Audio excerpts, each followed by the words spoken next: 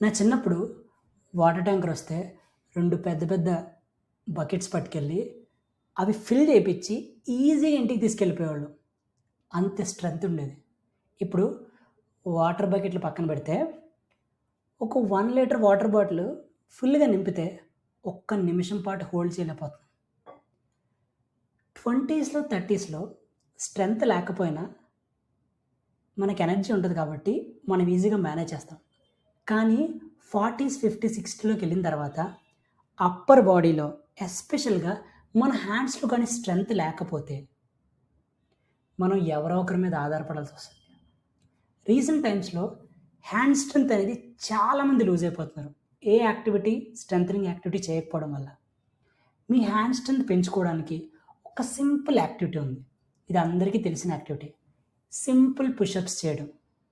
ప్రతిరోజు ఒక 10-20, 20-30 మీ ఫ్లెక్సిబిలిటీ ప్రకారం ట్రై చేయండి. ఈరోజు ఇప్పుడే ఈ మూమెంట్‌లో ఎన్ని పుషప్స్ చేయగలుగుతున్నారు? ఒక్కసారి ట్రై చేయండి. అది కౌంట్ పెట్టుకొని రేపొద్దునకి ఇంకొక 2 యాడ్ చేసుకోండి. ఈ 1 వీక్ లాస్ట్‌లో ఒక 10 ఎక్స్‌ట్రా యాడ్ చేసుకోండి.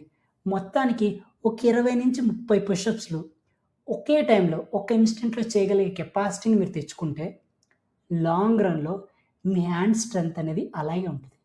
అప్పుడు మనకి ఎలాంటి ఇష్యూ ఉండదు. రిఫరెన్స్ కోసం మీకు వీడియో షేర్ చేస్తున్నాను. ఆ వీడియోతో పాటు మీరు ప్రాక్టీస్ చేయండి ఒకేసారి. Thank you. Adjust yourself in a proper plank position.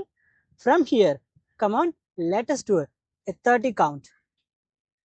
1, 2, 3, 4, 5, 6, 7, 8, 9, 10, 11, 12, 13, 14, 15, 16, 17, 18, 19, 20, 21, 22, 23, 24, 25, 26, 27, 28, 29, 30.